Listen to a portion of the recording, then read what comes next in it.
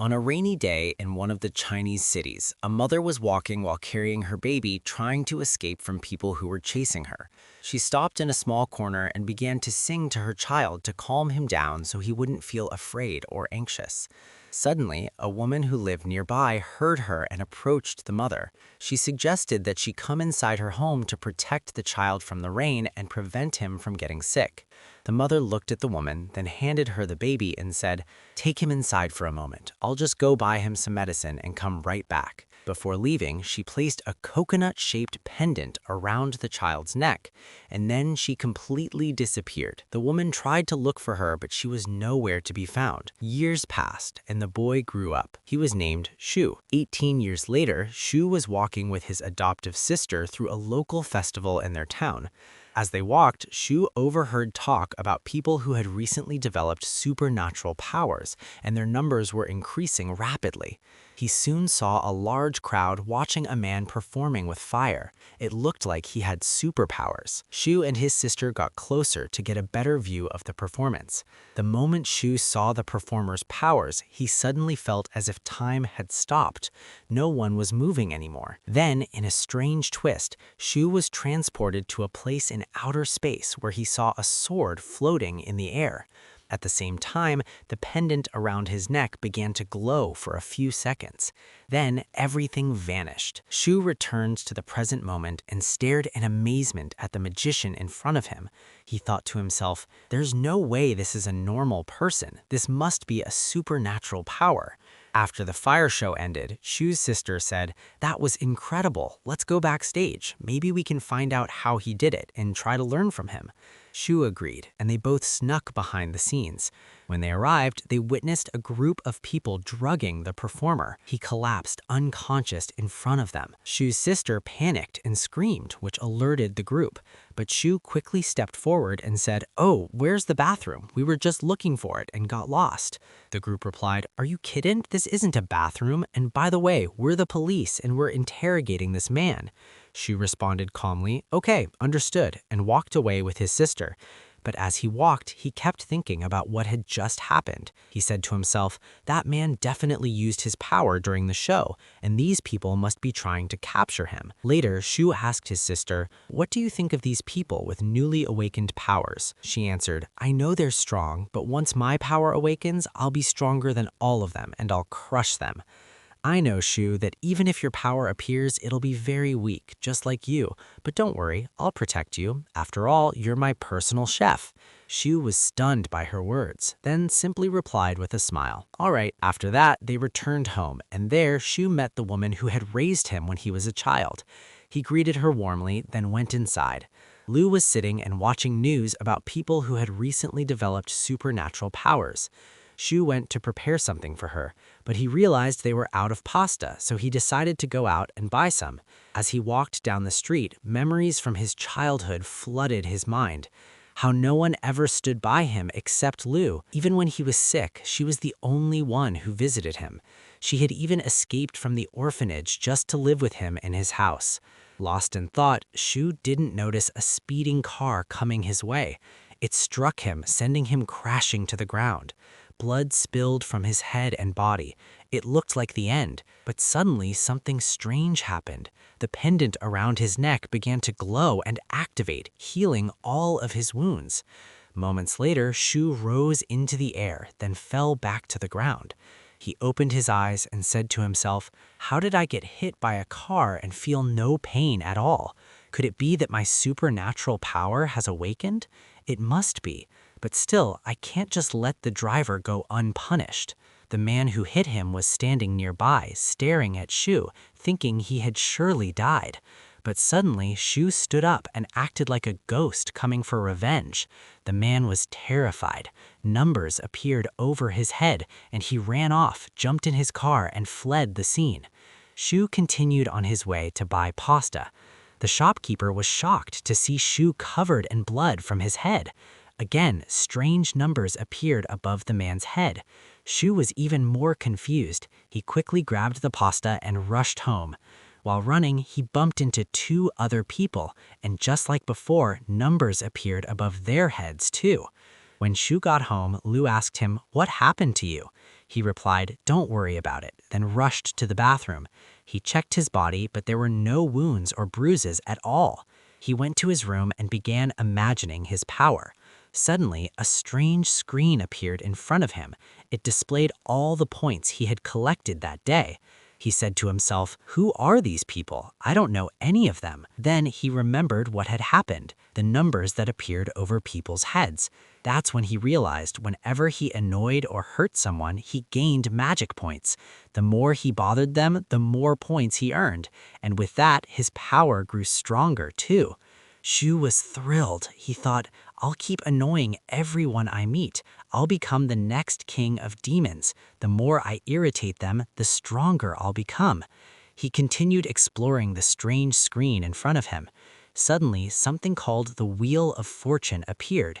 It could be spun once for every 100 points.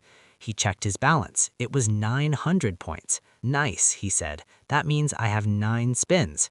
Shu started spinning the Wheel of Fortune once, then twice, but got nothing each time, just the message, "Thank you for participating." On the third spin, however, a magical apple appeared. As soon as Shu ate it, he felt a strange energy surge through his body, as if it were healing all his wounds. Excited, Shu kept spinning the wheel even more until he received a scroll. It had the lyrics to the song his mother used to sing to him when he was a child. He tried singing it while closing his eyes, and suddenly he felt something unusual happening inside his body.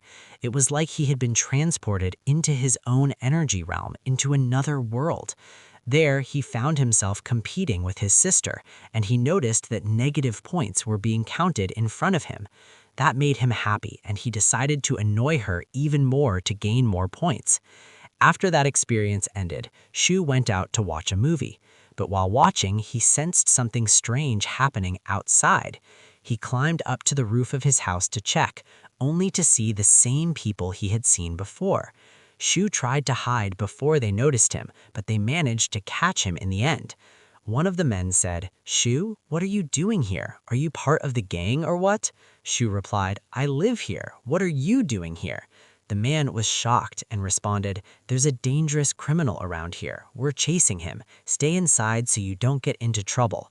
Shu nodded and went back inside, but he thought to himself, "How did I sense their powers when they didn't sense mine? That must mean my power is stronger than theirs." Suddenly, Lu asked him, "What were you doing outside?" Just as he was about to answer, they noticed someone lying on the ground in front of the house. Shu rushed out to check and told Lu to stay inside, but she kept bothering him and giving him negative points until she finally decided to follow him to see who the man was. Shu approached the man and realized it was the same fire performer he had seen before. He said to Lu, "We should call an ambulance and take him inside." But Lu replied, "Unfortunately, the call is too expensive and we can't afford it. Let's just leave him here." Hearing that, the man got upset and negative points started coming out of him. Shu realized the man was faking being unconscious, so he began irritating him even more to gain extra points. Shu grinned and thought, "At this rate, I'll become the Demon King faster than I ever imagined." Eventually, the man lost his patience with them and said, "I'm leaving. I don't want anything from you." She replied, "Careful not to fall off another rooftop." This made him even angrier, and Shu earned more points from him. Shu entered the house with his sister, who asked him, "How come you didn't get burned? Could it be that your powers have awakened?" He answered, "I don't know." She replied, "Even if they have, your weak body won't be able to handle them." Shu said, "What are you talking about? By the way, my powers have already awakened." As he was about to leave the room, he told her, "Do my homework before you sleep," earning a few more points from her. Then he went into his room and began exploring his powers. He found an item that could be bought with points, so he purchased it. A strange substance appeared and he ate it. As soon as he did, he entered his energy realm again, but this time he saw a distant planet before him and realized he had gained a new power. He returned from his energy field and found that he could now lift his bed with one hand. He left his room and saw Lu watching television, so he sat beside her and opened his class group chat. He started teasing his classmates and earned a lot of points from them. Then Lu asked, "Why haven't they contacted you? The group started a while ago." He answered, "Because they know I don't have money. That's why they don't bother talking to me." She told him, "I think you're just trying to take the easy way out." Shu replied, "On the contrary, do you have any idea how much we pay for rent, water, and gas? The money we make barely allows us to survive." Feeling for him, the girl brought him some eggs to sell the next day. It became clear they relied on that as a primary income source. Every morning before school, Shu goes out to sell eggs and earn some money to support them. The next day, he went out and began selling the eggs.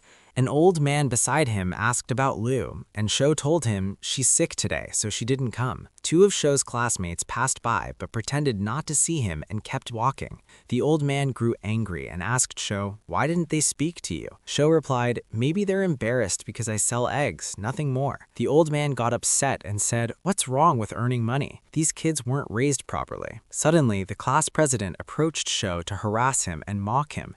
He said, "Is selling eggs what keeps you alive?" At that moment, Sho understood his intent and calmly replied, "Little by little, I managed to gather my expenses." The boy got annoyed, and Sho earned some points from him.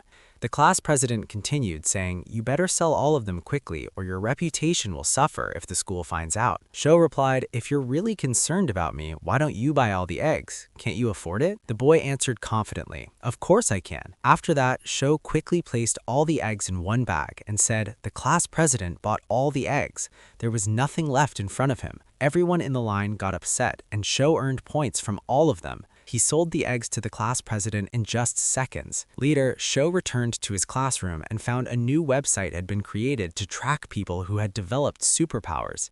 That gave Sho an idea to earn more points. He stood up and told everyone, "A new student has awakened a superpower." The entire class got excited and asked, "Who is it?" Sho replied, "The person who sent the message was anonymous, so I don't know who it is." Everyone was shocked and angry, but Sho managed to gain points from all of them. Suddenly, while they were still talking, a student burst into the room and shouted, "Something terrible has happened." Everyone asked, "What is it?" He said, "A student from the upper class has awakened a superpower and started attacking others. He's holding the principal and looks like he's about to throw him off the roof." Hearing that, Sho thought, this is a great chance to earn more points. He rushed to the scene. On the way, he passed by a girl and sensed she also had a hidden superpower, but she wasn't showing it. Sho reached the rooftop and saw the student holding the principal, seemingly about to throw him off. Everyone around was frozen, not knowing what to do. Then Sho had an idea. He walked up to the student and began giving him a long lecture about the consequences of killing the principal. Everyone was getting bored from how long Sho was talking, but he was gaining a huge number of points in the process. While the student was distracted by Sho's speech, the police managed to capture him and things went back to normal. Sho returned to his classroom where he found people waiting. They were there to run tests on the students to find out who had superpowers. Sho tried to escape, but he couldn't. He returned home feeling nervous that something might go wrong. Then a man approached him trying to introduce himself, but Sho ignored him, walked past, and earned points from the encounter. When he got home, he found Lu opening the door. She looked extremely sick. Sho helped her to the bed and said, "Rest, I'll go get you some medicine." She replied, "All right." Sho left the room, closed the door, and thought to himself, "I wonder if my fruit can heal Lu or not." He activated his ability and spun the wheel of luck until he got a few small fruits. He went back to Lu and gave her one. After eating it, she quickly got better and her fever disappeared in seconds. Afterward, Sho teased her a bit to earn more points. The next day, Sho went to school and the test results had come out. They started calling out the names of students who had superpowers. The first person called was Lee, the same girl Sho had passed by on the stairs. Then they called the class president and the rest of the list followed. Finally, the last name was read. The teacher read it in disbelief, suspecting the result was fake. That student was Sho, the one who had already earned a crazy number of points from the entire class after everything that happened. The next day, a new student arrived at the school and sat next to Sho after the girl who used to sit there left, fed up with his constant teasing. The new student's name was Jia. As soon as he sat down, Sho, as usual, started messing with him to earn some points. He asked, "Has anyone ever confessed their love to you before?" Gia replied, "Yes." Sho added, "I don't mean boys. Has a girl ever confessed to you?" Gia was shocked by the question, and Sho earned some points from him. That evening, the students who had superpowers gathered at the school to train and practice using their abilities. Sho went to the classroom and discovered that the trainer was the same man he had met several times before. The trainer began by asking the students, "Does anyone know the sodium-potassium mixture?" The class president raised his hand, but the teacher ignored him and chose Sho to answer instead. He said, "Go ahead, answer." Sho replied, "The sodium-potassium mixture, that must be the path to heaven, right?" The teacher became angry and said, "I was wrong to ask you in the first place." Then the teacher explained that this substance represents efficiency, and anyone whose blood touches the liquid will cause it to change color based on the strength of their superpower. The darker the color, the greater the power, he added. "I'll distribute test tubes to all of you to measure and classify your current level. But know this is only your current strength. Your level will increase with training and effort." After distributing the tubes, the test results came out. Sho received the lowest result because he had eaten a fruit that drastically weakened his powers. He did it on purpose to keep his true strength hidden.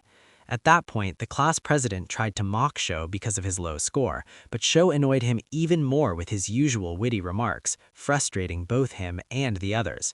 Later, Sho returned to his home and activated his ability. A message popped up about a new item added to the Wheel of Luck. He began spinning the wheel and received a new item called tofu. It smelled awful, but tasted amazing if you could get past the smell. When Lu smelled it, she said, "Where did you get that disgusting thing from? Get it away from me." Sho replied, "Would you believe me if I said I won it by chance?" She said, "Definitely not." Sho kept spinning the wheel until he had 50 pieces of tofu. Lu said to him, "Don't you have any juice or anything else? All you have is tofu, tofu." Sho replied, "That's all we've got."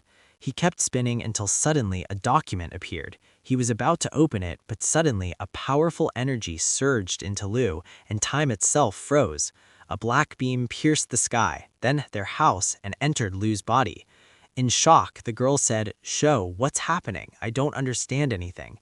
Sho replied, "Close your eyes and focus on your power. Maybe you'll understand." She closed her eyes and suddenly her star map appeared, meaning her superpower had finally awakened. She was overwhelmed with joy at discovering her new ability. After that, Sho went into his room thinking of a way to get rid of the tofu he had and make some profit from it. He kept thinking until an idea came to him. He decided to sell it to earn some money, and whoever smelled it and didn't like it would get annoyed, giving Sho negative points to collect. The next day, Sho got ready to sell his tofu. As he left the house, he saw an old man holding a sword, training with it skillfully. He clearly had experience. The old man approached Sho and said, "Do you want to learn this move? Watch this one." But Sho replied, "No," and left the old man, shocked. Sho earned some points from him too. Then Sho displayed his tofu for sale. At first, no one wanted to buy, but once one person tried it and liked it, the crowd gathered and the tofu sold out in seconds. Sho continued his daily routine, teasing his friends and others to gather points, using those points to unlock new abilities, allowing him to bother people even more and collect even more points. Eventually, he completed all the planets on his star map. At that moment, a new energy and a new weapon appeared, a sword he could summon into the real world and control. Later, Sho returned to his classroom and found his classmates talking about the recent increase in strange incidents. Then the class student council president said, "What do you think? Should we form a secret group to fight criminals and help the country?" No one paid him much attention, so he tried to annoy Sho instead, but Sho ignored him as well, which frustrated him, and Sho gained more points. That night, during superpower training, the teacher brought them a magical stone and said, "This stone will help you train your star map and make you stronger." Sho was excited and rushed to use the stone, but his star map was already so powerful that it rejected the use of the teacher's stone. So Sho decided to keep annoying people to gain even more power. The next day, the old man was still training, doing flashy sword moves and acrobatics in front of Sho, hoping to impress him and get him to ask for training. But but Sho passed by him in the blink of an eye, completely uninterested. Later at school, the student council president was arm wrestling students, and no one could beat him. He defeated everyone who challenged him. When he saw Sho, he mocked him and said, "What do you say? Want to arm wrestle me with my left hand? It's weaker than the right. Should be a fair match for your weak strength." Sho said, "Deal." They started the match. Sho grabbed his hand and boom, won instantly. Everyone was shocked, and Sho earned a massive number of points from the crowd. Then Sho told him, "My left arm is actually a bit strong. What do you say we try with the right? Maybe you'll have a chance." They played again, this time with the right arm, and Sho won again. The president was even more stunned, and Sho collected more points from him. The class president was furious, but our hero Sho didn't stay silent either. He said mockingly, "Can you believe it? My power increased after I held your hand. How is that even possible? You must be my lucky star." The class president grew even angrier, while Sho kept earning more and more points from him. After that, the students went to eat, and Sho followed them, carrying tofu just to annoy them and ruin their day. That's Sho in all his annoying glory. Gia came to Sho and asked him, "How did your power increase?" Sho raised his voice and replied, "It's all thanks to the class president. He's my lucky star today.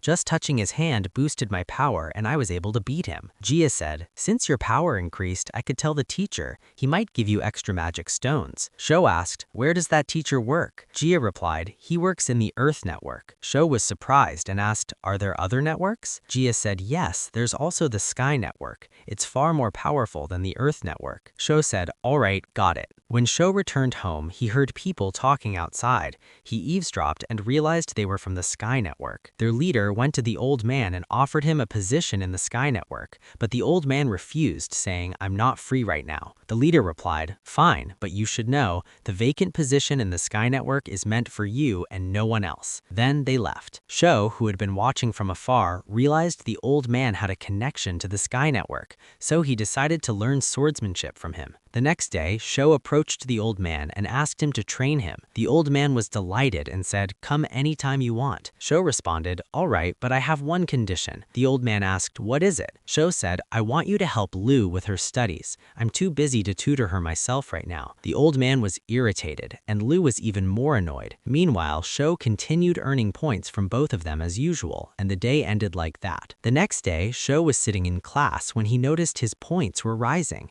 He was confused at first, then realized it was because of Lu. She was giving the old man a hard time during their lesson, and her power was reacting, helping him earn more points. While leaving class, Sho saw Sai walk past him. She was unusually calm, almost too calm, as if she was hiding something. At the same time, the old man was teaching Lu some math problems. She was exhausted and constantly annoying him. She asked, "When did you learn how to count?" He replied, "Before you were born." Lu said, "So you're 81 years old and I'm 10. If we subtract 10 from 81, that means you spent 71 years not knowing how to count." She was really annoying, dear viewer. The old man became furious and Sho kept gaining more points. Then the old man said to Sho, "I've taught her like you asked. Now let me teach you swordsmanship." Sho replied, "Deal." The old man brought out a set of weights and said, "I want you to wear them, gradually from light to heavy. This glove is the heaviest. It weighs over 300 kilograms. Start slowly until you can handle it." Sho looked at the gear, then picked up the glove with one hand and threw it in the air. He said, "My power has been increasing lately.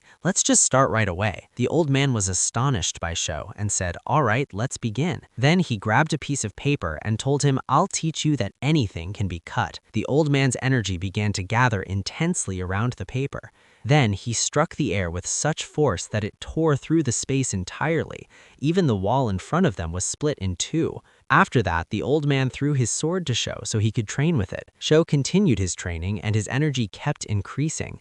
He was learning at an incredible speed and quickly became a sword expert. It seemed this was his true talent. When evening came, the old man said to Sho, "I want to ask you something. When does a person become truly strong?" Sho replied, "When he breaks all the rules." The old man shook his head and said, "No, that's not what I meant. What I mean is, when does a person gain the kind of power that allows him to break the rules?" Sho responded, "I'm not sure, but what I do know is that I want to live a peaceful life and protect my sister, nothing more." The old man said, "But great power gives you the chance to protect more people and to earn more money." Sho replied, "Even if someone gave me a mission, I wouldn't accept it. I don't want to rely on anyone. Maybe it's because of the way I was raised, but I know that the path of life is tough and requires hard work, and that's why no matter how hard life gets, I won't give up. I just want to live it my own way, even if that way is wrong." After hearing those words, the old man's admiration for Sho grew even more. He nodded and said, "All right, fair enough." The next day, the old man was teaching Lu some academic exercises. He had brought her some potato chips that seemed to help her focus and understand the material much quicker, even though she was still just a child. Suddenly, the old man sensed someone from the Sky Network behind him.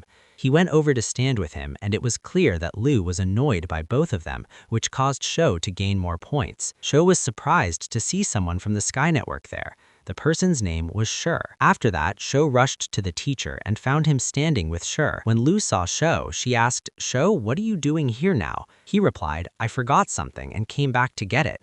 She said, "All right, I'll go bring it to you," and went inside to retrieve it. Meanwhile, Sher was explaining to the old man the dangers that had started emerging in the country. He asked the old man to join the Sky Network, but the old man refused. After Sher left, the old man handed Sho 2 sodium tubes to check if his power had increased. Sho used the tubes and the liquid inside turned deep black, a sign that his power had reached grade A, one of the highest ranks. Then the color changed again, indicating that his power had exceeded even grade A. Lu's grade had also risen above A, making it all feel very real. Afterward, Sho went out and buried the efficiency tubes so that no one would find them. At that moment, the old man ran into him and asked about the results, but Sho told him he was still weak as usual.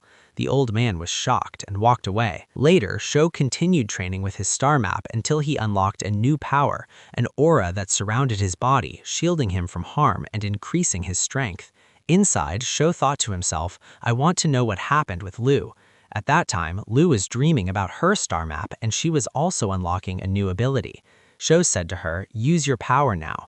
The girl used her power and summoned an ant from her black hole, telling her that she had started sensing the energy of dead creatures. That ant had just died the day before. After that, our hero took her outside to test her power on other creatures. She summoned a beautiful bird, but he told her that such creatures wouldn't be helpful if she got into a fight, and that they needed to find her something stronger. She asked, "What are you thinking?" He replied, "Come with me, I'll get you the best thing to use as a weapon." She said, "All right," and went with him. He took her to a pig shop so she could summon a creature that fit her dark energy. She said, "Do you want me to become the pig girl or what?" He laughed and replied, "Yes," and continued teasing her like usual. They waited until one of the pigs was slaughtered, then returned home. He said, "Summon your pig now." She replied, "Okay," and did so. Sho tried to check if it was just like a real pig, and in the end discovered it was. So he pulled out his sword to see if he could kill it, and he did in a second. At that moment, Lu was about to finish Sho off, but he told her, "I'm sorry, I'll cook dinner for you." So she calmed down and sat to eat with him. While eating, Sho seemed very happy. Thanks to the money he had started earning recently from selling tofu, their living conditions were getting better. He told her, "Soon we'll be able to buy this house, no more rent." But suddenly, Sho sensed people with supernatural abilities nearby. He went out to spy on them, and Lu clung to him, insisting on going with him. "Don't worry, I won't slow you down," she said. They ran towards the source of the energy to catch up with the events. At the same time, the gang had gathered on a bridge and was preparing to confront the police. Sho and Lu stood watching the battle. One of the policemen was effortlessly deflecting the criminals' attacks. No one could get close to him, but suddenly he lost focus, and one of the criminals charged at him. After realizing his strength, the officer started running to reach his teammates. He did, and another round of fighting began. The criminal was incredibly strong, classified as a 4th-rank threat, meaning he was extremely powerful. He managed to kill 2 officers, then fled with his men. The police began regrouping and planning to trap them. Sho told his sister to return, and he decided to go after the criminals alone. He arrived at a house and found it surrounded by police from all sides. It seems the gang was hiding inside. One gang member said to the leader, "What do you think? Should we surrender? There are too many people outside. We can't take them all on." The boss replied sarcastically, "Surrender? Are you an idiot? Come with me. I'll protect you. Don't worry about anything. He took the two men and stepped out of the house. Immediately, the police opened fire from all directions, but the boss used them as a shield. They took the bullets for him. He was a truly wicked creature. The police began chasing after him. One of them threw his sword and managed to pierce his body. They thought that was enough to kill him, but no. The criminals stood back up as if nothing had happened. He looked at them and said, "So, are you ready to die?" Then suddenly, everyone noticed Sho descending from above. "Would you believe me if I told you I came here by accident?" he said. The police grew angry, thinking he was one of the criminals, and some of them were ordered to attack him. Two men charged at full force to kill Sho, but he was incredibly skilled. No one could even touch him. He fought them both with high-level mastery. At the same time, a few police officers began attacking the criminal, and it seemed like they were about to defeat him, but the criminal struck one of them and provoked the other before finishing him off completely. That guy was unbelievably strong. Meanwhile, Sho had already finished off his two opponents and stood watching the others. Suddenly, a metal plate beneath his feet came loose, and he fell to the ground. A police officer tried to take advantage of the moment and strike him mid-air, but in the end, he was the one who lost. That left only the criminal and Sho to face off. The criminal looked at Sho and said, "Your turn to die." But suddenly, Sho powered up and the two clashed. Sho's strength was overwhelming and he managed to defeat the criminal. Sho had proven to be a true master. After the battle, Sho returned home and was met by Lu, who was very worried about him. He reassured her, saying, "Don't worry, everything is under control. Come with me, I want to cheer you up." She replied, "Didn't you say that yesterday and you ended up taking me to a pig shop?" He laughed and said, "No, this time it's different, don't worry." They went out together and ran into the old man, who asked, "Where are you two headed now?" Lu replied, "Sho's just taking me to a nearby restaurant, right, Sho?" He confirmed, "Yeah, that's right." They climbed over a few rooftops and Sho asked Lu to scan the area within a kilometer to check if anyone suspicious was nearby. She said, "Okay," summoned her bird and scanned the area. "There's nothing," she said. He replied, "Great, I'll go check it out myself, and if everything's clear, I'll tell you to come." Lu agreed. Sho arrived at the spot, found it empty, and sent her a message to join him. When Lu arrived, Sho asked, "Do you sense any dead energy here?" She replied, "Yes, 3 people, 1 tall and 2 short." He said, "All right, take the tall man's energy." She absorbed it, and he told her, "Now summon it so we can confirm if it's the one." She said, "I'm out of energy right now. I'll need a day to recover." He replied, "All right, no problem. We did great today. Let's head back." Lu responded, "Head back? Weren't you taking me to a restaurant?" Sho said, "Weren't we just joking?" She snapped, "No. You want us to go back on empty stomachs? You want the old man to talk trash about us?" He laughed and said, "Okay, fine. Let's celebrate what we achieved today." He took her to a restaurant downtown. They sat and ate. She clearly had a big appetite. While they were eating, Sho said to her, "What happened between us today must stay a secret. Don't show your powers to anyone." She nodded and said, "Okay." Sho looked at Lu as she ate and said, "I know that living with me is hard. If you were still at the orphanage, you'd probably be eating better than this. I know my financial situation is affecting you, and I'm sorry if I've let you down." Upon hearing his words, Lu started to cry and said, "I don't care about the food or anything else. I just want to live with you in our home." Sho was deeply moved by her words. He began to remember how close they used to be when they were younger, and he recalled the first time he was able to gather enough money to rent the house they currently lived in. Then he told her, "I want the same thing. I want to live somewhere I can call our home, and from today on, we'll stay together forever." Lu was overjoyed by his words, and the day ended on that warm note. Meanwhile, the Sky Network held a meeting to investigate the identity of the person who defeated the criminal. They said, "From the way he spoke and acted, he seems like a teenager, but if a teenager can already reach this level of power, what will he become when he grows up? We need to find him quickly." At that time, Sho was out selling his tofu. His reputation had grown so much that all his tofu would sell out within just 10 minutes. Sho felt a bit upset because he could no longer absorb negative emotions from people. They all seemed to love the tofu and its smell. While he was selling, a man approached him and asked about the tofu. When Sho told him it was sold out, the man got upset,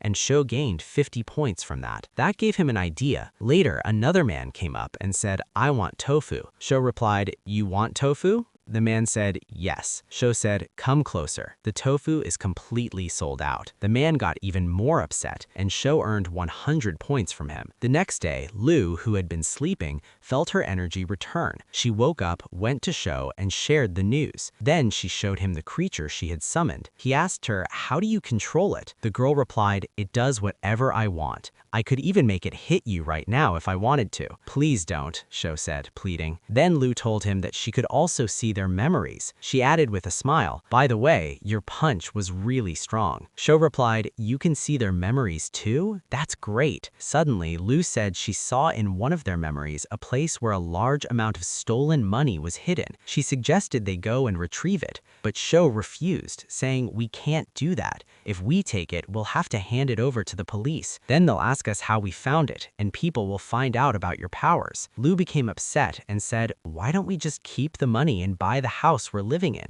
Can't we use it for something that will help us? Sho replied, I want to buy that house too, but not in the wrong way. Then he started teasing her even more, which made her even sadder. She left him and walked away. The next day, Sho went to school and found the entire class talking about the incident that happened on the bridge. When Sho saw them, he began teasing everyone again and gained some points from them. Afterward, Sho sat in his seat and asked Jaya about the Blessed Land. Jaya told him, it's a land filled with spiritual energy. If you train there, your power will increase quickly and you'll reach awakening. Sho replied, that sounds good, but the land is really expensive. Isn't there another way I can train? Jaya answered, there is. You can use magic stones instead.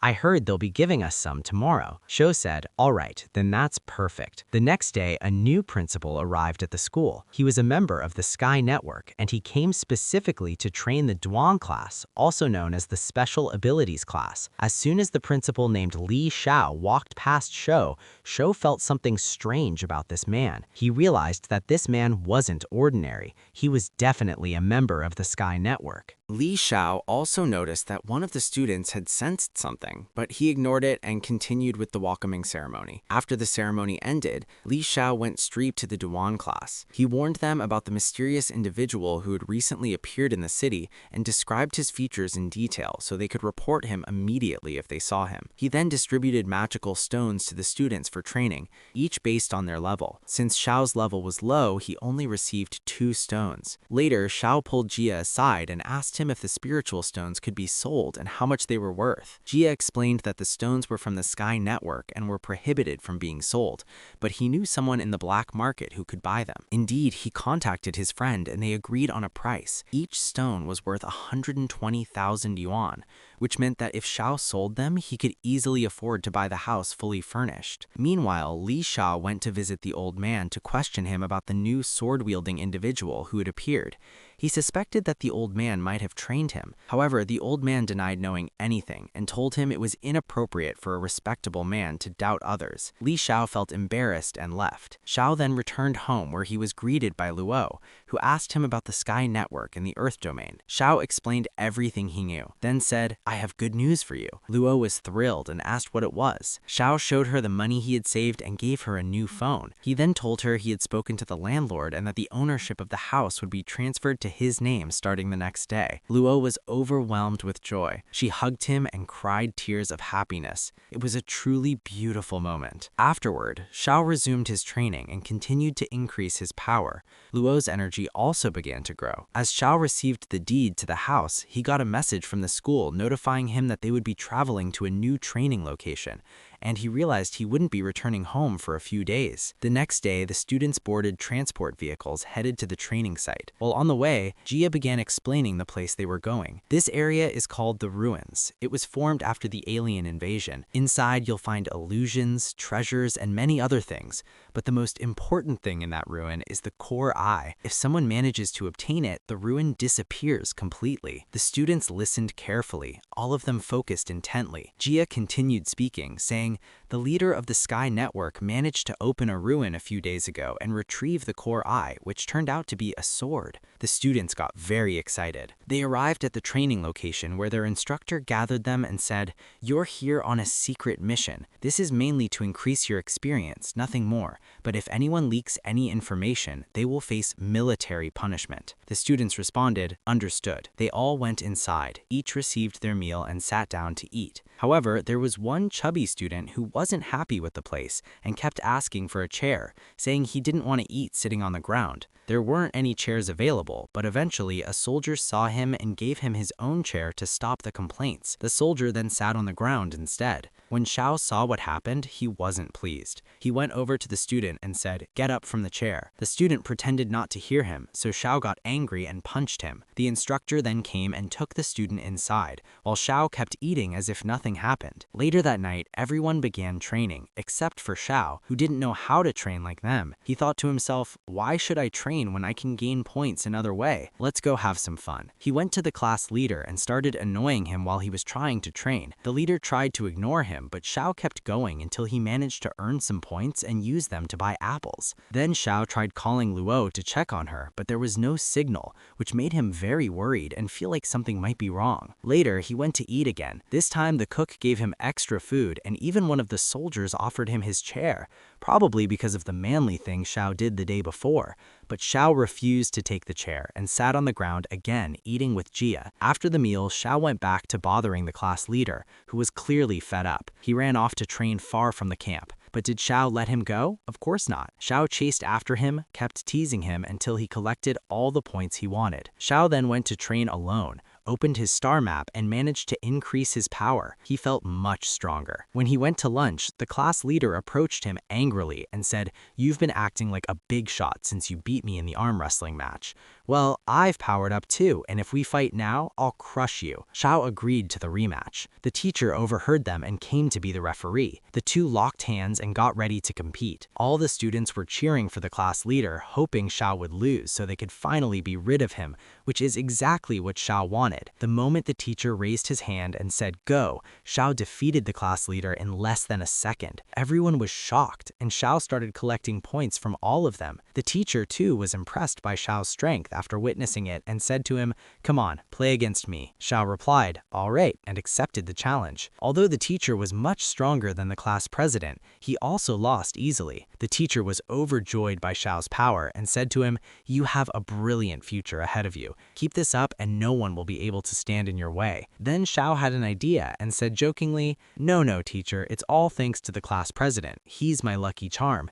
Every time I touch his hand, my energy increases." The class president overheard him and kept giving him points generously. While they were sitting, Li Xiao suddenly noticed thick fog entering the area. He realized that this wasn't normal for this place, so he rang the emergency alarm and ordered everyone to evacuate. Xiao heard the alarm and tried to escape with the others, but the fog caught up to them in seconds and swallowed everyone inside. Xiao fell into a strange place he had never seen before and thought to himself, "I've never seen this place in my life." Before he could finish his thoughts, a skeletal monster attacked him. Xiao dodged all its attacks skillfully, grabbed his axe, and finished it off. Then he climbed up to a high spot to figure out where he should go. But suddenly, many monsters appeared beneath him, trying to kill him. He kept running and none of them could catch him. Suddenly, a few students came running toward him, shouting, "Run! There are monsters behind us!" Shu turned and saw one of them being killed, so he rushed over and eliminated all the monsters within seconds. The other student stood frozen, shocked by the power he had just displayed. Suddenly, a monster surrounded Shu, and he didn't know what to do. The other students just stood there watching, and none of them dared to help. Shu then gathered his strength and managed to defeat the monster. Afterward, he approached them and said, "This place isn't safe. Go find somewhere else to hide." One of the girls replied, "But where are you going? Stay with us and protect us." Shu didn't respond. Instead, he said, "Monsters can only be killed by cutting off their heads. Take this axe and fight them." Then he left. After he walked away, one of them said, "We should have helped him. Maybe he would have stayed with us." That day ended, and later, Shu began fighting skeletal warriors to obtain a weapon. He successfully defeated them and took a sword from one of them. He kept running through the ruins, searching for a place to hide before nightfall. While running, he saw someone fire a flare into the sky. Without thinking, he ran toward the flare's location and launched another flare to the ground. Looking toward the source of the flare, Shu saw a person standing there holding a flare gun who was strangely emitting energy points. At that moment, Shu suspected this might be the spy Jaya had warned him about. And indeed, this person turned turned out to be a spy sent by another organization.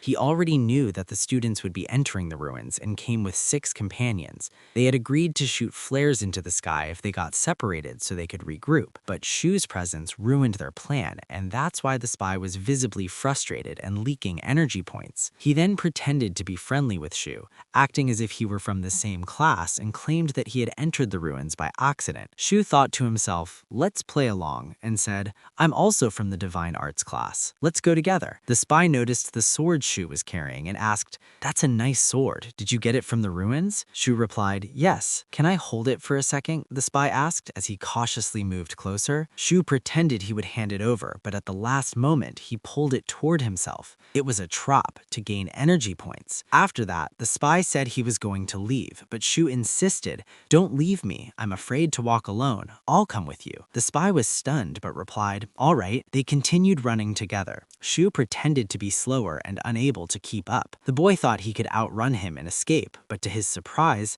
Shu kept up effortlessly, matching his speed. Then, suddenly, monsters began emerging from underground to attack them. The boy was trying to escape from the monsters, and Sho pretended to be scared as well, running alongside him. The boy wanted to take the weapon from Sho while Sho was just messing with him. Then Sho shoved him and ran far from the skeletal monsters. The boy was about to die, but he pulled out a hidden knife and managed to kill the monsters with it. He kept running until he reached Sho, furious and wanting to kill him for pushing him, but he decided to kill him while he was asleep so he wouldn't resist or cause trouble. Later, the two of them went to a high spot to rest. Shu pretended to sleep at first, and when the boy came close to kill him, Shu opened his eyes and said, "I'm fine now. I won't need any sleep." The boy was enraged. In the morning, Sho went down to get food, pulled out some tofu, and started eating. When the boy saw the tofu, he was shocked and asked him how he made it, insisting it was impossible he had it with him.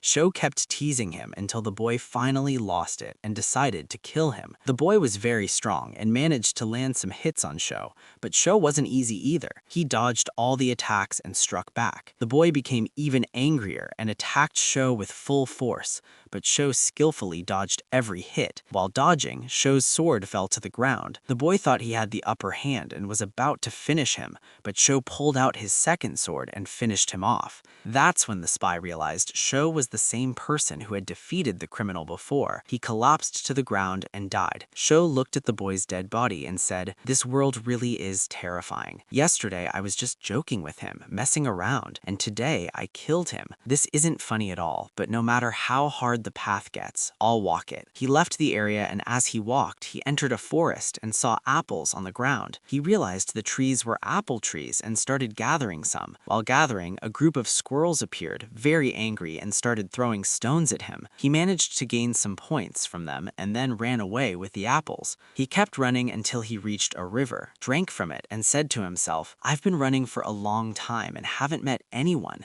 Does this ruin have no end?" He hadn't even finished his thought when a pack of wolves attacked him. He tried to run right, but found the whole wolf tribe there, so he turned back the way he came. Shu kept running and thought, "How come I'm not tired after all this running? Maybe it's the apples. Actually, I feel like I can run even faster." And indeed, he increased his speed and managed to escape all the wolves. He eventually reached the place where he had given the axe to the group of people and found that their numbers had increased. He sat with them and said, "I'll stay with you for one night, then I'll leave." The kids were trying to convince him to protect them, but he refused. He asked them, "When was the last time you ate?" Then the girl started crying and said, "We haven't eaten in 3 days." He pulled out an apple and started eating it, then told them, "If you want this apple, head in that direction for 2 days. You'll find many trees full of apples, but be careful of the squirrels. They don't like anyone touching their fruit." The kids got frustrated with him and gave him extra points, knowing they likely wouldn't get out of there. One of them grabbed the axe and approached him to forcefully take the apple, but Sho outmaneuvered him and took the axe back. Then he said, "It's time for me to go." He took his sword and the axe to fight monsters, but before leaving, he left them 2 apples without them noticing. Shu went on his way looking for something to do when suddenly he heard the sound of an approaching enemy. He stepped back as a skeleton attacked him with a spear. Shu grabbed the spear and wouldn't let go. More skeletons gathered to attack, but Sho knocked down the one in front of him, took his spear, and ran off. The skeletons kept searching for him but couldn't find him. After giving up, they decided to leave the area. As soon as they left, Shu decided to take the rest of their weapons and follow them to bother them even more. Elsewhere, a group of students and teachers were lying in wait for the skeletal knights, hoping to kill them. But they didn't know how to deal with them, so they decided to try and kill the leader of the knights, hoping it would scatter the rest and allow them to finish the job. They looked for someone who looked different and chose the one without a spear, the one carrying only a sword. They assumed he was the leader, not realizing that Shu had stolen his weapon. The sniper took position and boom, shot him in the head. Everyone celebrated, thinking they had defeated the knights, but the leader of the knights was still alive and he ordered his followers to shoot arrows at them, leaving them with no choice but to flee. They moved to another area, puzzled, saying, "What did we do? Didn't we kill their leader? How are they still focused and attacking us?" One of the instructors replied, "There's only one possible explanation. The one we killed had his weapon stolen, but who would dare to steal his weapon?" Before they could finish their conversation, they spotted Shu lying in wait for the skeletal knights. He suddenly jumped on one of them, struck him down, took his spear, and walked away. The instructor then said, "So now we know who's been stealing the spears," he added. Was there really a student in the Dion class with this kind of strength? One of the students recognized Shu and said, "Yes, he's a student in our class named Shu. His energy system awakened after he defeated the class leader during the rest challenge. He seems to have incredible power." The instructor responded, "That's why we must recruit this boy into our ranks." On the other side, Shu was sitting on a tree, completely unbothered by soldiers, skeletons, or anything else. He was lost in thoughts about his past life and how much he missed his sister Lu and longed to return to her. After some deep thinking, he decided to continue on his path quickly to make the most of the ruins and then return to her. As he walked along the path, the skeleton warriors had set an ambush for him to kill him. They surrounded him from all sides, ready to finish him off. But Shu surprised them by activating his spiritual energy into his spear, wielding it with great skill. He attacked the knights one by one and defeated them all. After finishing them off, he rushed to collect their weapons and left the place. Meanwhile, Lu was extremely angry because Shu hadn't returned home in 3 days. She was planning to scold him when he came back, but then she found a letter he had left. When she read it, she was overjoyed and decided to wait for him. Back to the teacher and his group. As they walked peacefully, they were shocked to find that all the skeleton warriors had been wiped out. Not only that, but their weapons were also gone. Of course, everyone quickly realized this was Shu's doing. It was his style. The teacher became more and more impressed by Shu's overwhelming strength and decided to create a plan to help him defeat the last remaining skeletons. At that moment, Shu had reached a new area where he activated his star map. He pulled out a yellow fruit and ate it. It appeared to give him even more control over the spears. At the same time, the students and teachers were lying in wait for the final group of skeletons to ambush them. Suddenly, a spear came crashing down from the sky and took out one of the knights. Then more spears rained down from all directions, breaking them apart one by one. Shu then appeared and finished off the remaining enemies with his own hands. After witnessing this, the teacher decided to join him with the rest of the students to help. But Shu had already finished off all the knights in seconds before any of them could even reach him. Everyone came down afterward and they were all in shock at Shu's incredible power. The teacher was approaching to thank him, but before he could speak, Shu said, "All those weapons behind me are mine. I won't let you take a single one." The man replied, "All right, don't worry, I won't take anything. But isn't all that gear a bit too much for you? You won't be able to carry it all." She replied, "You know what? You're right. There are a lot of people behind me." Then he walked over to the weapons and acted like a street vendor. He sat down and called out, "Any spear or sword for 1,000 yen. Come get the best weapons from the skeleton soldiers." The kids gathered around Shu and began exchanging their expensive tools for weapons so they could fight the monsters. Shu was overjoyed. Two of Shu's classmates came along with a bit of money and wanted to buy a sword. Shu told them, "With the little cash you have, all you can get is a hatchet, but don't worry, it's solid and cuts well." The guy was thrilled and walked away. Shu then muttered, "Finally, I got rid of that crappy axe." The boy got annoyed and energy points appeared from him. Then the teacher gathered them again and they continued walking through the ruins. They walked until their feet hurt from the long march. The teacher glanced over at Shu and noticed that he was still moving effortlessly. He walked over to Shu and chatted with him for a while. Shu asked him about the rest of the students and if anyone had been injured. The teacher said, "All the students are fine. No one got hurt. Most of the casualties were military cadets who died protecting the students." She was touched by this and felt the teacher was kind-hearted. Later, they stopped at a spot and lit a fire to keep warm. Shu noticed the teachers were exhausted and couldn't move, which moved him, so he gave them some apples to eat. As soon as they ate them, their energy returned and they were delighted. Some of the students, upon seeing how much better the teachers looked, came over to Shu and said, "We want apples too." Shu looked at them and said, "You're just a bunch of useless kids standing behind the teachers to protect you. You do nothing. And now that you saw me give them something to help them recover, you come to take it too. Get lost. You're not getting anything from me." So they left. But one of the rich students approached Shu and handed him a watch worth 3,000 yen in exchange for 3 apples. Shu, of course, immediately agreed and handed him the apples. Right after that, the students heard the sound of monsters approaching, so they formed a circle to protect themselves from the ghosts. At that moment, Shu felt as though his sword wanted to emerge from within him and slay the ghosts, but he held it back, knowing he couldn't let the others see it. However, once the ghosts sensed the presence of Shu's sword, they became terrified and fled the area entirely.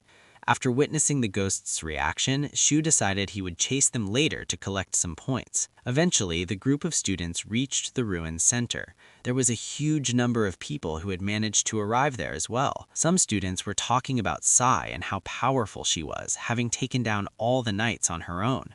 One of them mentioned that her energy had also undergone an awakening and she had become extremely strong. She was intrigued when he heard this, and the girl caught his attention, but he thought to himself, since there are so many people here, and I still have a lot of weapons, why not sell them? So people gathered around him again, and he began selling his weapons. Suddenly, one of his classmates approached him and told him, "Come, the unit leader wants to see you." She was shocked, but followed him anyway. Sai was there too. The unit leader thanked both of them for what they had done, and asked for their help the next day to go deeper into the ruins. Then he took out his sword and threw it into the opening to measure its depth. His weapon consumed a huge amount of energy, unlike Shu's sword, which didn't consume any energy at all. When they realized the opening was about 100 meters deep, they decided not to do anything that day and to explore everything the next day, as they didn't know what dangers awaited below. Naturally, everyone agreed.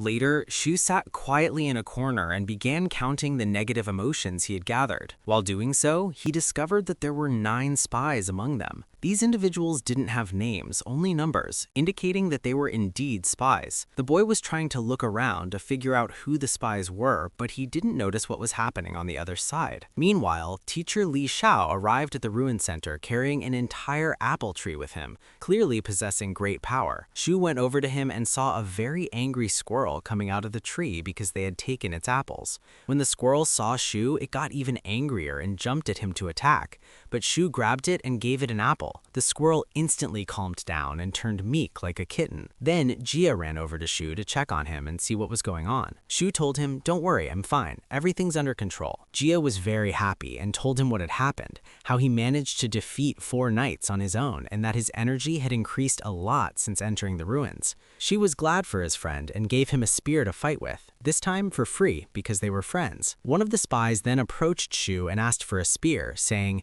"Give me a spear now and I'll pay you 50,000 yen when we get out." Shu replied, "There's no guarantee for that. I'm not giving you anything." The guy got angry and started releasing negative energy. When Shu saw his name, he realized he was one of the spies among the enemies. After that, teacher Li Xiao gathered everyone and told them, "Tomorrow we'll go deep into the ruins. There's no plan or anything. Whoever we face, we kill. That's it." The teachers were surprised by what he said and tried to convince him to come up with a plan, but he refused to listen. Later, while the kids were asleep, the spies took advantage of the opportunity and descended into the ruins ahead of them, intending to steal the core eye. But Shu was aware of their plan and caught one of them and refused to let him go down. The spy got angry and a fight broke out between them. Meanwhile, the other 8 spies who had already descended realized one of them was missing, but they said the mission is more important and continued with their objective. The spy who was fighting Shu was just about to attack when Shu suddenly shouted at the top of his voice, "You want to sneak down before everyone to steal the core? You spy, I won't let you." All the kids woke up to Shu's voice, and Ryo also noticed what was happening. The spy suddenly felt a strong aura approaching, and indeed, the teacher struck him down in one blow. After that, teacher Li Xiao said, "I didn't agree to attack yesterday because I knew there were spies, and I was waiting for them to expose themselves." Then he ordered all the students capable of fighting to gather so they could eliminate the monsters and retrieve the core eye before the spies could. The capable students gathered, including Shu and the girl Sai, and they went to the unit leader. Ryo said to the commander, "I need you to stay here and protect the rest of the academy students." The commander replied, "Fine, but next time you plan something, I'd appreciate if you inform me." Ryo agreed and then gathered everyone. He gave them a motivational speech before the battle and said, "The most important thing is to use your brains if something happens. The area down there is dangerous, and the only way out is through smart thinking." Everyone agreed and was ready. Then the commander asked one of the Sky Network members to create a rope ladder for them to descend. She did, and everyone started going down. While Shu was climbing down, he felt something strange from his sword, but kept going normally. When they reached the bottom, they were shocked. All the spies had committed suicide. Not a single one of them remained alive. Li, upon seeing them, said, "These are strange rituals they performed to die. Let's not get involved with them." They continued forward and reached a place filled with mysterious crystals that looked truly strange. Suddenly, a large number of ghosts emerged and began attacking the students. But Ryo activated his energy and struck down many of the ghosts to protect them. However, their numbers were overwhelming and they surrounded the rest of the group. The teachers quickly realized that the ghosts had weak bodies and were easy to eliminate, so they joined the fight. Everyone fought skillfully except for Shu. Every monster that approached him would flee upon sensing the powerful aura from his sword. Shu grew frustrated because no one was attacking him, so he decided to start killing ghosts himself. After defeating several of them, Shu noticed his sword absorbing their energy, making him even stronger. But then suddenly, a ghost hand killed one of the soldiers during the battle. The shocking part was that this wasn't an ordinary ghost. It was the same person who had been among the spies. The ritual the spies had performed was meant to turn him into a ghost so he could sneak in and steal the Eye of Formation unnoticed. Li, upon witnessing what happened, grew furious and cast a powerful defensive spell to eliminate him. Then Li Xiao gathered the other teachers to discuss a way to defeat the ghost, but they had no idea where it was or how to locate it. Suddenly, Shu felt his sword guiding him and telling him to strike to the right. He obeyed and, to everyone's surprise, hit the spy directly. Li was stunned and asked, "How did you know where he was?" She replied, "Would you believe me if I said it was luck?" Li said, "No." She said, "Then strike over there." Li followed the suggestion and once again hit the spy. Shu was shocked that it worked again by chance. After a few more attempts that missed, Li realized the earlier hits really had been lucky. He then stepped away from Shu and prepared to continue the mission. Suddenly, a massive gate opened and countless enemies began to emerge, threatening to annihilate them. The leader of the skeletons appeared and said, "How dare you enter my fortress? None of you will leave here alive." Li turned to the students and said, "Do you see that spear he's holding? That's likely the Eye of Formation. Leave him to me. I'll defeat the enemy commander and take it from him. The rest of you protect yourselves and wipe out the others." Everyone agreed and the battle began. Li fought fiercely and was able to strike the enemy leader and even kill his horse. But the commander, enraged, went all out and the two engaged in a deadly duel. Meanwhile, the Sky Network members and the students began battling the weaker monsters and successfully started taking them down one by one. One of the monsters was about to strike Shu, but Sai managed to protect him and defeated all the remaining enemies on her own. Shu got excited too and rushed forward to fight, but as soon as the skeletons sensed the power of his sword, they fled in fear. At that moment, Shu decided to leave the battle and head deeper into the castle, hoping to find something valuable before returning. He actually entered the castle, but he felt something strange within himself, like his sword was warning him that someone was watching him. He walked into a certain area where a spy was hiding, waiting to assassinate him. However, the sword noticed him first and eliminated the spy instantly. Meanwhile, the battle between Li and the enemy commander raged on fiercely.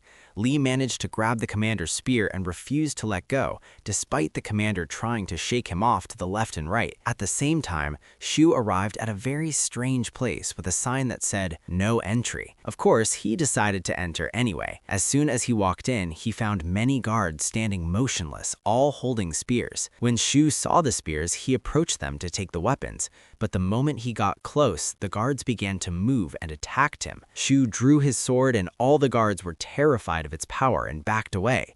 He began collecting the spears from them one by one. One guard refused to give up his spear, but Shu pulled out his sword and threatened him. The guard couldn't resist, so Shu took the spear by force. Then Shu moved through the remaining guards, taking all their weapons. Meanwhile, the enemies had overwhelmed the teachers and students, and the situation was getting worse. One of the teachers was about to be killed by the skeletons, but the girl managed to wipe out all the enemies in an instant. Master Lee continued fighting the enemy commander in an intense battle. The commander managed to restrain Lee and prevent him from moving, but Lee unleashed all his power and attacked again, grabbing one of the commander's spears. At the same time, Sai had taken down a large number of enemies and her energy was nearly depleted. At that moment, Shu had approached a place that appeared to contain the true core eye. The enemy commander sensed Shu's presence, left his spear with Lee and rushed swiftly towards Shu's rotation. As for Lee, after taking the spear and realizing the ruins didn't disappear, he understood that it wasn't the real core eye. He continued chasing the commander until he reached the guards. The enemy commander then ordered the guards to kill Lee, and it seemed that he had fallen into a trap. Meanwhile, everyone's energy had completely drained and hope began to fade from their hearts. They believed their end was near, but just before the commander reached Shu, Shu opened something, revealing the true core eye. The moment he touched it, everything in the ruins began to vanish. The commander and everyone with him disappeared, and everything was absorbed into the core eye, even the spears Shu carried. Those outside noticed the mist gradually dissipating, and everyone began to return from the ruins to the real world, overwhelmed with joy that they were still alive. The class leader had sustained a head injury and was sitting down receiving treatment.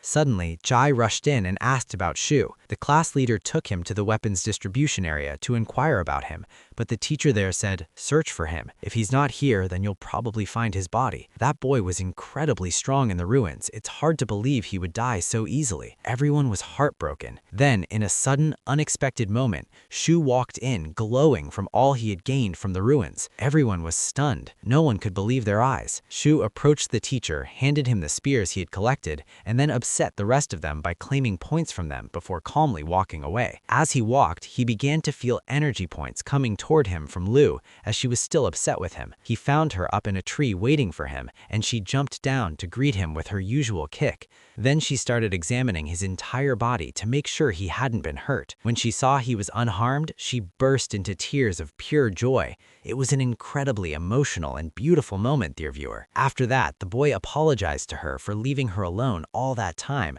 and embraced her. He then promised to take her to the best restaurant in town as a way to make up to her. The girl was overjoyed, and the day ended with that touching scene. After Master Lee exited the ruins, he headed toward the Sky Organization to inform them about what had happened and that a certain individual had managed to steal the core eye. The unit leader caught up with him before he left and asked what he should tell the reporters who were swarming the place. Lee told him, "Tell them there's something urgent behind me and that I'm heading to the organization because I suspect the spies are the ones who took the core eye." The man replied, "All right." Meanwhile, Shu and his sister were returning home safely when they ran into the old man who started checking in on them. The old man told Shu, "Poor training is like rowing against the current. If you stop, your body will weaken and regress." Shu replied, "You're absolutely right, but safe training is 100 times better than those ruins." Then the old man told Shu that his sister had been going out every day looking for him, even climbing the tallest tree in the city, hoping to catch a glimpse of him returning. Shu, upon hearing that, was overjoyed while his sister appeared quite embarrassed. After that, Shu returned home and asked his sister to summon his creature. She did and asked, "What do you need him for?" Shu said, "Just watch." He activated his power and brought out 2 energy stones. Lu was shocked and asked, "Where did you get these from?" Shu replied, "After I started defeating ghosts, my sword absorbed their energy and converted it into this crystal. As for the colored crystal, it resulted from absorbing a strange entity, not our concern." The girl then asked, "So what are we going to do with them?" Shu answered, "If your creature eats it, it'll boost his power and level up." So the creature ate it and his dark energy began to rise significantly, but suddenly he started laughing uncontrollably, and the 2 of them were stunned by the result. Lu shouted, "What kind of crystal did you give him?" "A laughing crystal. First you killed my pig and now you give me this laughing crystal. You're completely useless." Some dark points emerged from her in frustration. Shu quickly said, all right, I've got another gift for you." He pulled out 2 apples he had gotten from the ruins for her to eat, and the girl was extremely happy with them. While Lu was eating, the squirrel saw her and was extremely upset, but when Lu saw him, she was very pleased and said, "From today, you're my pet." She named him Shia and started playing with him.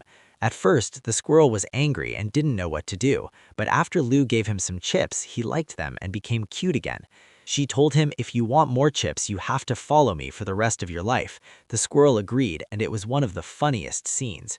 Meanwhile, Shu entered his room and brought out the formation eye. He used his power on it and connected his consciousness to it. Suddenly, he found himself flying in the air as if surrounded by magical aura. It turned out that this formation eye was called the Seal of River and Mountains, and it granted him the ability to observe the surrounding areas without being seen. Shu then returned to his senses, but felt something strange in the seal. He reconnected his consciousness to it and entered again. Once inside, he found a vast space with some of the weapons he had collected inside the ruins. He was very happy and decided to use it as his personal weapon storage. Suddenly, Shu noticed a huge gate and walked towards it, trying to open it. At first, he couldn't, but after using all his strength, he managed to open a small part of it. When he peeked inside, he saw the ruins he had previously been in inside the gate. Shu was overjoyed and decided that once he became stronger, he would open that gate fully and train inside it. At that moment, Lu was very worried about Shu, thinking something bad had happened to him. When Shu sensed her concern, he returned to reassure her that he was okay. He said, "I was just testing the new power, that's all." Lu hugged him and said, "I thought you were going to leave me again." She was very sad. Shu then promised her that he would never leave her again and invited her to dinner. It was a moment full of joy and warmth. He then told her, "With the money I've gathered, I'll take you on another trip." Upon hearing that, Lu became overjoyed and was filled with happiness. Meanwhile, the head of the Sky Network gathered with his assistant to discuss the matter of the formation core. The assistant said that Lie Sha suspected a spy had taken the formation core and absorbed its power. But the leader responded, "I don't think a spy was the one who took the core. It must be someone else. I've already sent 2 agents into the city to monitor the flow of magical energy. Wherever an unusual energy spike is detected, that's where the formation core will be." Clearly, this leader isn't an ordinary man. He truly deserves his position. The assistant then said, "The Royal Division class performed very poorly in the ruins, but according to the teacher's report, 2 students experienced an awakening and their power levels were very high during the battle. One of them had low grades but showed remarkable combat ability," referring to Shu, and the other was a girl with high power and consistent focus, clearly referring to Sai. After hearing that, the commander was impressed and decided to recruit Sai into the Sky Network for special training. And just like that, Season 1 comes to a close. Thank you for being part of this journey. Stay tuned for Season 2. Don't forget to like, subscribe, and enable notifications. Until we meet again, goodbye!